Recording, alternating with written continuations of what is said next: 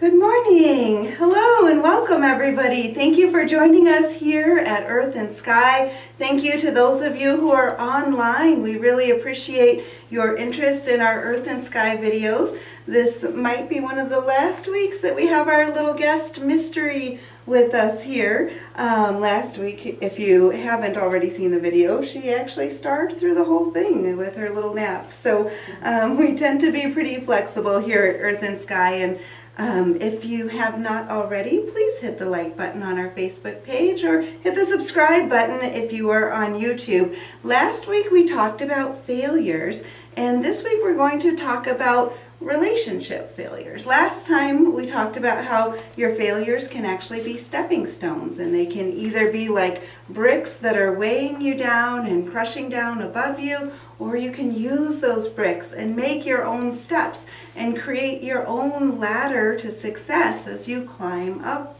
because we tend to learn from our mistakes. And that translates into relationships too. Sometimes we will feel like if we've been through a relationship, that when that relationship ends, it feels like a failure. And I think that that definition should go back a little bit closer in towards what we talked about last week. Failures are one of those places that we tend to learn a lot. We find our strengths, we learn what works, and we learn what doesn't work. We had someone request actually that we talk about relationships and failures, and we're going to do this as a 3-part series. So last part was the first one. This we're going to talk about relationship breakups and how that can impact you if you've been in a relationship, whether it was a week and then you broke up, or maybe it's been a long-term relationship that broke up, or a few months. You know, we have relationships for many varying lengths of time in this life, and it's amazing the connections we sometimes can make in a very short time with people too, or animals. And so it's important to examine those times and examine how it feels and what you can learn through those experiences. So a mistake, if you examine just the word itself, is really like having a mistake. So I'm going to go ahead and hand her off here. But so if you have a mistake, it just gives you a chance to do take 2, take 3, and take 4, because you can change. You can reevaluate what you're doing, and you can change whatever you're doing, because you don't have to live in your mistakes. You don't have to keep missing by reliving and continuing on those same mistakes over and over. Refocus yourself, reevaluate, and then if you want, see yourself in that scenario of it's time for take 2, it's time for take 3. Same thing with relationships. It's really a game of numbers when you're trying to find the right partner, where you have to, go through trial 1, 2, 3, maybe 500, who knows? But it's really a game of numbers to figure out who that right person is for you, and it's about figuring out how to be okay with yourself too, so that if you are by yourself, you don't feel like you're a failure just by being by yourself. There's a lot of stigmas in this world that say you should live a certain way, and you should have relationships that are on a certain timeline, and that they should flow in this certain pattern, and it should look like this, or it should look like that. And it sets these examples up for people that are sometimes very hard to achieve, and sometimes they're just not right examples for everyone. There are a lot of people that are single and they're happier than they ever were in a relationship, and then there are people that are in a relationship and they feel like the person just complements them perfectly, and then there are people that are in relationships simply because they're so afraid to change, and it's the normal that they know, and it might not be working anymore, but they just feel like that's what they know, and it really is way too resistant and way too hard to change. So they'd rather stay in that.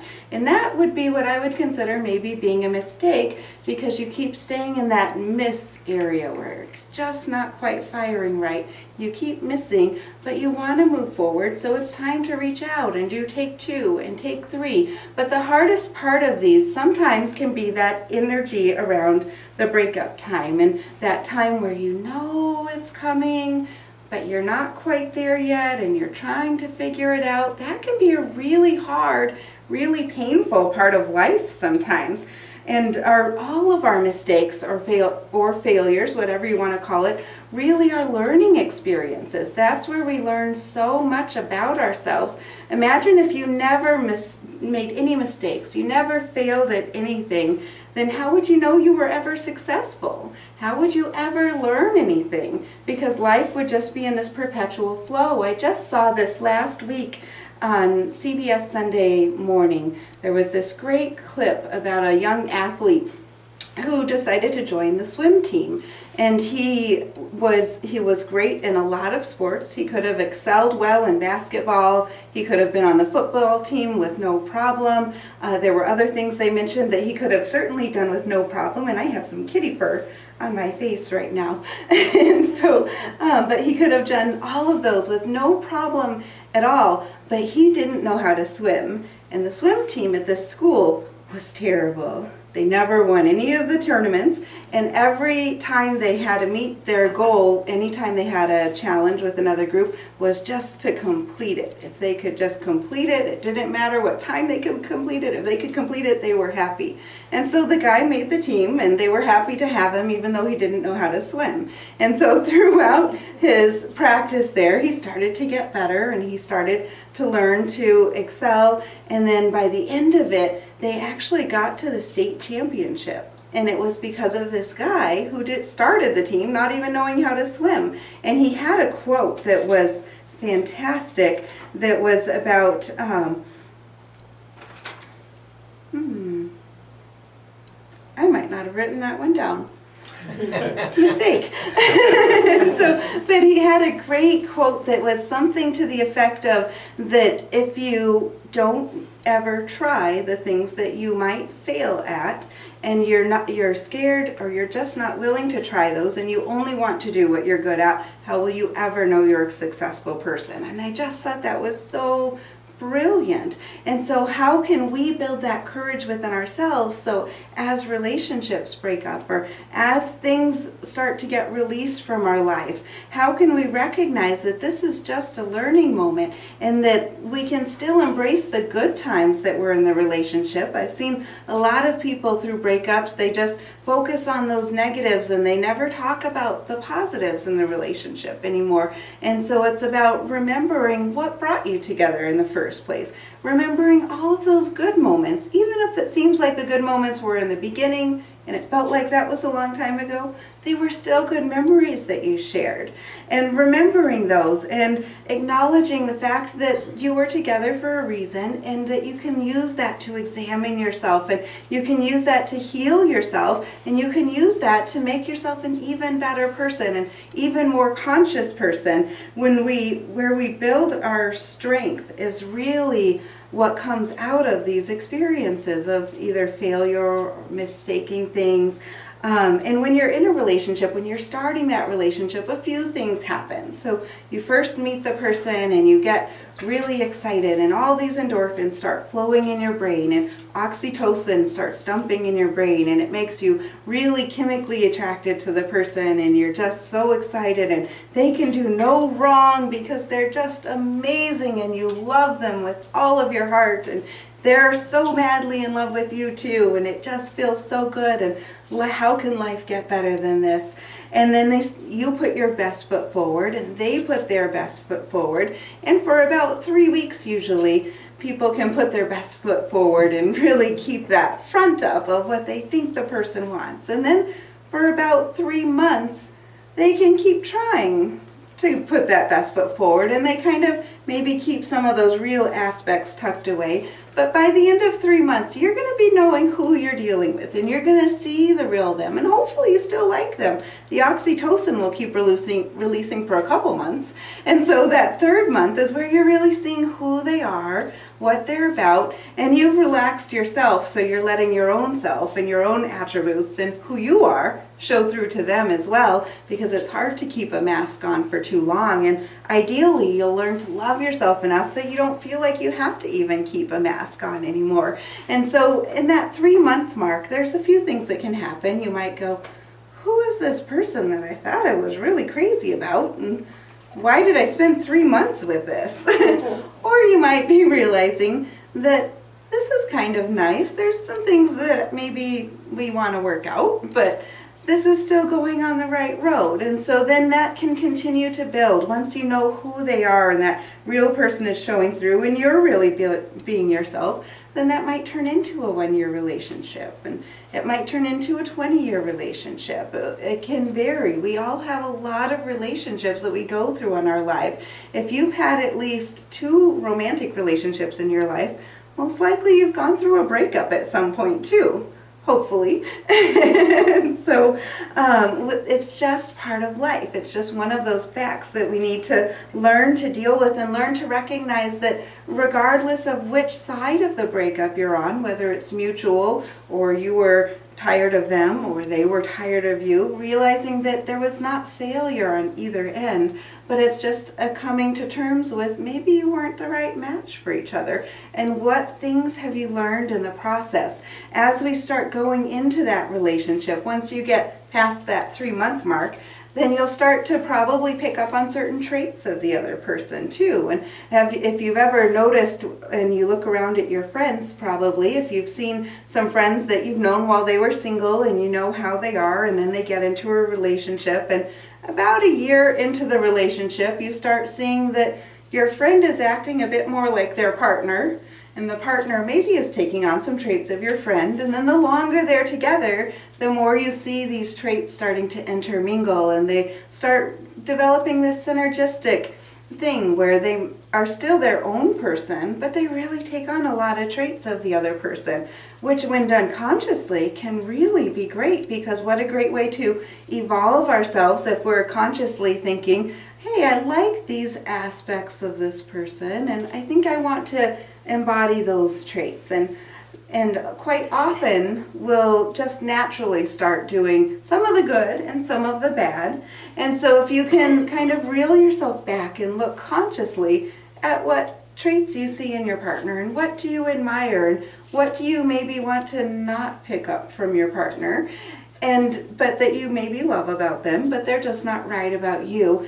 And then you can start really consciously developing that. And then when you get to that point where if the relationship is breaking up, you can still bring those traits forward in you. You can still use that mirror because you've had a close learning relationship about how to embody these different traits and how to draw them into yourself. So that part can still remain, and if you've done it consciously, can be actually a really good thing of learning. Where can you pull courage up within yourself? Where can you find more peace? Where can you crave a greater desire for learning? Where can you, even on a superficial level, where can you develop maybe some more decorating skills? Or where can you learn to budget better? Things like that. All of these different traits we learn from other people. And so when we're in relationships, we get this close look at what other people are like. So whether it's a breakup or a divorce, regardless of who decides, often people feel like they failed in some way and they're not sure what they could have done to salvage it, but they're either really happy to be out or they wish they could do anything to bring the person back, or it's somewhere in between. And so it's really, really critical to not see that as failure, not beat yourself up, but know that this is part of life. We are here to go through experiences and to go through multiple relationships. And I think it was so smart. I've known a couple different mothers that had taught their young children that when they started dating, they said, now you're going to be dating a lot of people out there. Don't get overly emotional when you go through that first breakup. Just know that it's coming. Know that you're going to be sad. Know that there's going to be a lot of emotions, and it's going to happen again and again and again until you find the right person. And none of those are failures. It's all about learning. It's about meeting people and discovering what they're like. And you can discover in the world there's a wide range of people. Some have good intentions, some have bad intentions, and most are somewhere in between. Everybody has lessons that they're learning. Everybody has things they need to compromise with. And some people do a little better with compromising maybe than others, but it's about figuring out how you can balance yourself with all of these relationships. And it's important not to feel like you have to always compromise and you have to always salvage to make the relationship work, because sometimes that's not the best option. And the best option is to take what you've learned and realize that it's time to release the person so they can go to live their best life, and you can open all of your options to live your best life as well. And there's so much that we can gain through all of that. Sometimes when we break up with somebody, it feels like we've lost a part of ourselves in the process too. And that really comes because as we've been building this relationship and falling in love and having all of those hormones released, and then we've taken on some of their traits, and we've seen how they've grown and they're a little bit more like us, which maybe we like in some ways. And then through that, when it comes to breaking up, it feels like you're losing yourself, or you're losing parts of yourself. And sometimes people just don't feel like they know what they're going to be able to do after that too. How will you be able to live? How will you be able to find your identity? How will you be able to make choices? And all of these questions start to swirl and can create anxiety and depression.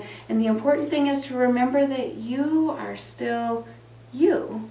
You still have all of you, and you have even more. Even though it might feel like you've lost part of yourself, you gained so much through the experience. And if you can learn to start letting that light shine down on you, and feel free to feel like you can open yourself up. So you let the light shine in on those shadowy areas that are a little bit harder to look at, some of those more painful areas, and see where you've learned to grow through the experience. Learn what changes you've made within yourself, and what things maybe you want to make sure you don't repeat again as well. But remembering that you have so much strength within you too, that you will survive this.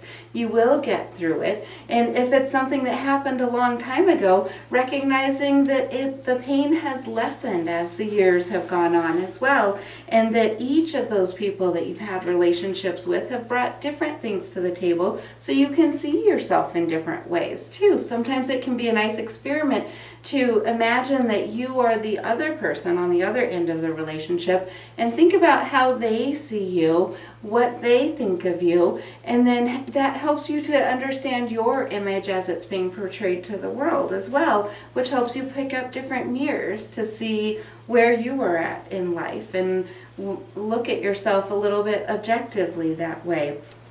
And you may have pictured yourself at various milestones as you were planning to have a relationship that that you thought would last longer than it actually did. And sometimes that's hard when you assume that they would play out with that specific person.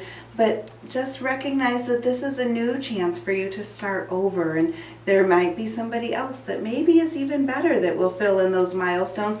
Or perhaps you're going to find that you don't need anyone to fill in those milestones, that you have the strength and the tenacity and the courage, and you start to see the joy and the beauty and the delight within yourself that you're hoping somebody else can fall in love with. And when you start to learn to fall in love with yourself first, and you start to see that beauty that's within yourself, and you start to see all of those things that you want in another person, starting to see the complementary aspects of that within yourself, it's going to lighten you up and help you to be a happier person, so that you can bring in and attract people, not just relationships, but friendships as well, that are at that higher vibrational level, that bring in that joy. If you are constantly in worry and sorrow and really down on yourself and harsh on yourself, it's hard for others to see that light. It's hard for you to see it when other people are seeing it in you.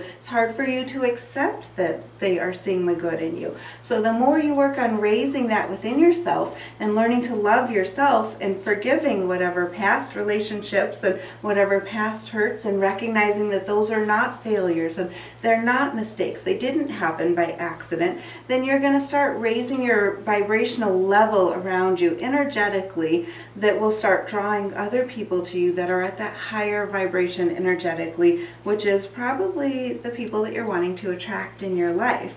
So, and often through relationships, it might feel like you've relied on the other person, even if they weren't reliable, and you developed this new state of what is normal to you. And people by nature resist change, just like cats. People tend to resist change. They don't like things to change. They'd rather things look the same around them and stay the same around them. And too often that happens even when they're unhappy and they don't like necessarily the people or the situation that's around them, but they get so afraid to change and they just don't want to switch things up, and they don't want to, they're afraid if they let go of someone, then how will that feel? Maybe the loneliness will feel worse. What if they never find someone?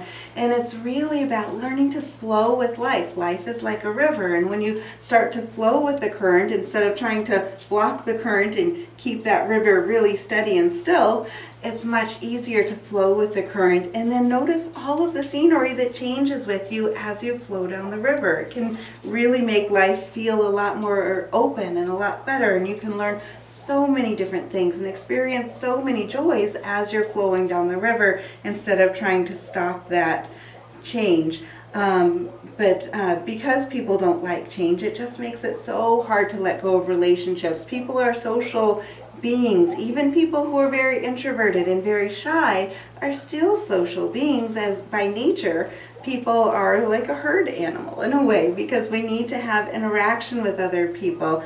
They've done a lot of studies that show that without interaction, the mind begins to shut down and close down. So those friendships and relationships are so vital. And so when you need to let go of one so you can open up for new ones to flow in, just know that's part of the process. There's no failure within that. We often what we're really missing is what we wish the relationship was. We're not missing the actual person. We're not missing what it actually was. We're missing what we wish they were, what we wanted them to be, what they thought they would be, but they weren't actually that. And that's why we're letting them go. So keeping that in mind too can sometimes help you realize sometimes this beautiful picture is painted within the first 3 months of meeting them, and there are a lot of expectations that get set on that and foundations that get built on that. So recognizing that maybe they weren't what you thought they were, but what you wished they were, and then learning to miss and let go of what you wish they were as well.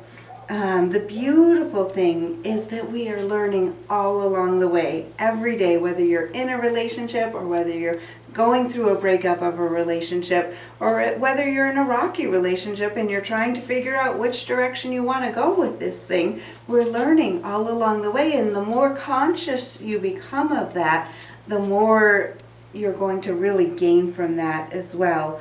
Let's see. So relationships really give us this great way when going on, and especially when they're over, to really analyze ourselves, to evaluate what our traits are, to evaluate what we like and what we don't like, because we change ourselves throughout life. You're probably not the same person that you were 30 years ago. You've probably grown and changed and learned a lot. Probably you might be able to recognize that you're not quite the same person that you were a year ago, especially if you're working on some of the things with that gratitude box that we talk about occasionally, and just trying to learn through life. You can recognize that you're not the same person. So use this time to analyze yourself, to evaluate, to create an inventory where you can build your strengths and turning your failures into your successes. The more we turn our failures into our successes, the more you take those bricks, and each time you feel like you fail, you just create that ladder. Let yourself stand on top of your failures. Don't sink underneath them. And another quote that I really liked from Ralph Waldo Emerson, Ralph Waldo Emerson, was that our greatest glory is not in never failing, but in rising up every time we fail, getting back up on the bike if the bike dumps over, and standing on top of those failures and really using that to raise you up higher is very, very empowering. If you've ever had, people who, they actually did another study where they discovered actually quite often, about 41% of the time, feel better after they've broken up with somebody. And they may have resisted it for quite a time in the middle of it, but as soon as that is finally finalized and finally clear, they recognize that they actually feel better. And when they started analyzing and getting a little bit deeper into why that was, they found that a lot of the people had either sacrificed part of themselves or they'd started to kind of tuck away and diminish part of themselves. And they let go of maybe some of their favorite hobbies, or they stopped doing some of the things they love. Maybe one person loves to go out all the time and to be socially active, and the other one doesn't want to see or talk to anybody. They just want their partner to stay home with them. That can make for a really hard dynamic sometimes. And so they found when those people broke up in their relationships, both parties could often be a bit happier. And so it's part of that, if you're starting to try to work on a relationship, is realizing what you need to do to not diminish yourself and not let anybody ever take away your sparkle, and not let yourself sacrifice what your needs and your wants are. And if that means that you need to change that relationship, then you might both be quite a bit happier afterwards.